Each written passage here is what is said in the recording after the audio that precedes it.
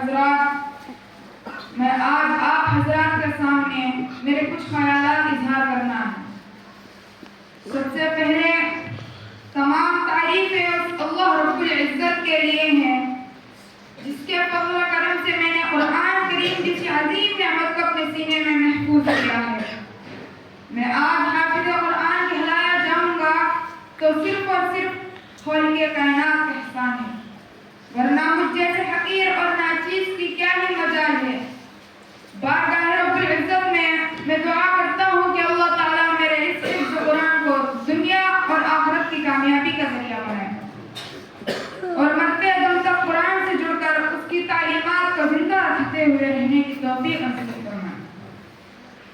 اسی طرح میرے اس خوشی اور کامیابی کے پیچھے میرے بڑوں اور والدین کا بہت ہی اہم کردار رہا ہے، جہاں انہوں نے ایک طرف خدا کی رضا اور آخرت کو مد نظر رکھتے ہوئے کسی اسکول یا کالج کے بجائے میری تعلیم و تربیت کے لیے مدرسے کا انتخاب فرمایا، اور ایک باقاعدہ ادارہ مدرسہ پہلے ابواب یعنی اسی مدرسے میں داخلہ دلوایا، تو دوسری طرف دعاؤں اور قربانیوں کے ساتھ میرے اس تعلیمی سفر میں معاون بنے رہے۔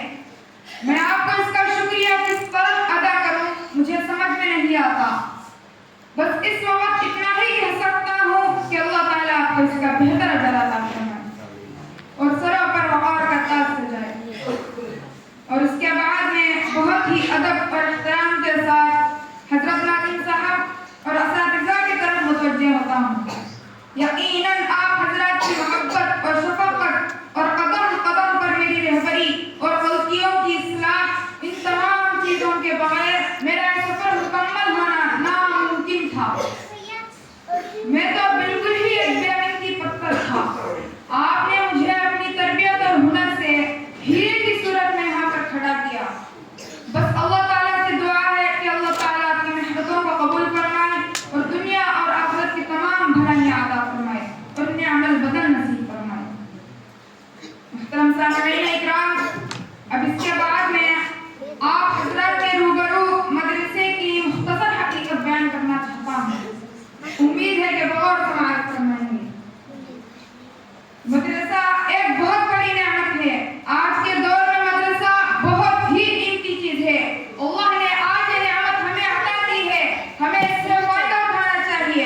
علم دین کا اتنا سیکھنا فرض ہے جس سے نماز روزہ وغیرہ درست ہو سکے۔ علم دین کی تعلیم اس مدرسے میں ہوتی ہے۔ یہ مدرسہ ایک ماں کی گود کی طرح ہے۔ جس طرح بچہ اپنی ماں کی گود میں پرورش پاتا ہے، اسی طرح انسان یہاں بھی پرورش پاتا ہے، اور یہ مدرسہ انسان کو انسان بناتا ہے۔ مدرسے کو چند افراد مل کر بناتے ہیں، اور یہ مدرسہ کئی افرادوں کو بناتا ہے۔ ہم مدرسے کی عمارتیں بناتے ہیں اور مدرسہ ہمارا قلب بناتا ہے، اللہ سے ہمارا تعلق جوڑتا ہے، اور یہی نبی کا کام تھا کہ مخلوق کو خالق سے جوڑتے تھے، اسی طرح یہ مدارس بھی ہمیں اللہ سے جوڑتے ہیں۔ لہذا ان مدرسوں کو نہ کوئی طاقت ہٹا سکتی ہے اور نہ کوئی ان مدرسوں کو توڑ سکتا ہے۔ دوستو، مدرسہ کیا ہے؟ مدرسے میں قرآن ہے جو اللہ کی کتاب ہے، انقلابی کتاب جس نے دنیا کی کار پلٹ دی، ہلچل مچا دی۔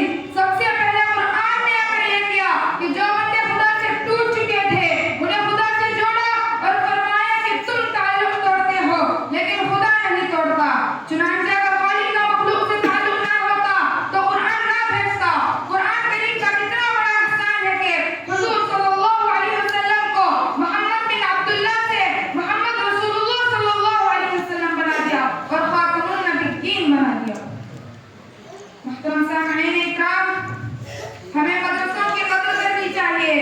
اگر ہم نہ کریں گے تو خدا دوسروں کو پیدا کر دے گا۔ حضور صلی اللہ علیہ وسلم کے زمانے سے مدرسے چلے آ رہے ہیں، جس کا فیض کبھی ختم نہیں ہونے والا ہے۔ مدرسے کبھی نہیں مٹ سکتے، جس کا تعلق مدرسے سے ہو وہ بھی نہیں مٹ سکتا۔ لہذا ہمیں مدرسوں کی قدر کرنی چاہیے اور اس سے تعلق جوڑے رکھنا چاہیے۔ اللہ تعالیٰ ہمیں ان دینی اداروں کی قدردانی کرنے کی توفیق نصیب فرمائے۔ اور آخر میں ان سبھی مہمانوں کا شکریہ ادا کرتا ہوں جو میرے اس خوشی کے موقع پر تشریف لائے ہیں۔